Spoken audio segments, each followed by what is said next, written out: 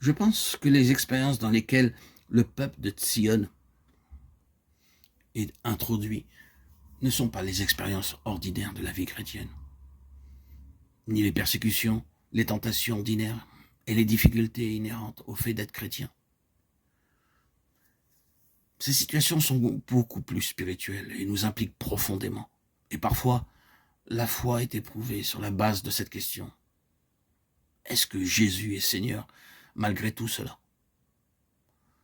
Regarde à la situation, regarde aux circonstances, regarde les forces qui semblent la contrôler. Jésus est-il Seigneur? J'espère que je ne scandalise personne. Vous pouvez ne pas avoir eu cette expérience. Dans ce cas, ne soyez pas scandalisés et ne vous inquiétez pas de cela.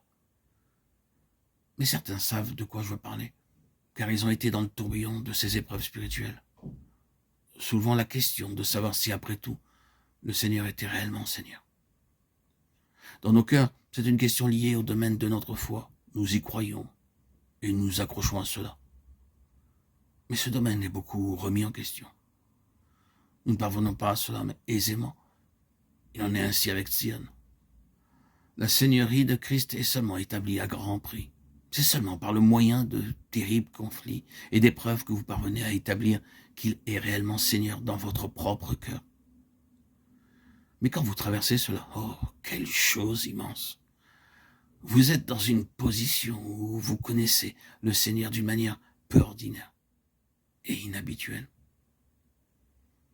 Vous avez un témoignage pour les personnes qui doivent passer par un processus similaire et vous pouvez les aider parce que vous avez lutté dans de terribles conflits de la foi concernant la Seigneurie de Christ. Est-ce que cela ne peut pas expliquer pourquoi certains parmi vous ont des expériences aussi extraordinaires? Si vous regardez certains chrétiens, vous les voyez passer par des épreuves comparativement faciles. Ils obtiennent ce qu'ils veulent ou ce qu'ils pensent qu'ils devraient avoir. Mais avec vous, tout est une affaire de conflit et rien ne s'acquiert aisément. Cette expérience peut être expliquée par le fait que le Seigneur a mis sa main sur vous, avec pour but de mettre dans votre vie quelque chose de sa seigneurie, pour vous introduire dans ce domaine de manière à faire de vous un serviteur et un vase particulier, utile pour lui. Certains parmi vous sont passés par là et savent que c'est vraiment exact.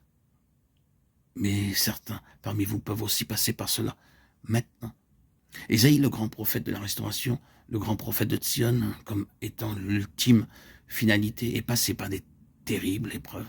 Sa famille a contribué à son expérience, et il donna à ses enfants des noms qui exprimaient ses profondes expériences.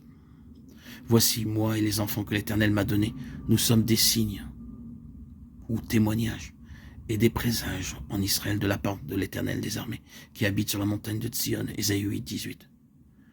Même sa famille fut introduite dans des profondes et terribles expériences par lesquelles il passait parce qu'il était prophète, non seulement pour les nations, mais spécialement de Sion. Voyez la place occupée par Sion dans la deuxième partie de ses prophéties. Sion devait avoir une plus grande valeur pour le Seigneur, en constituant le caractère représentatif de sa pensée, et devrait parvenir à cette position dans laquelle la souveraineté du Seigneur serait quelque chose d'établi sur un solide fondement.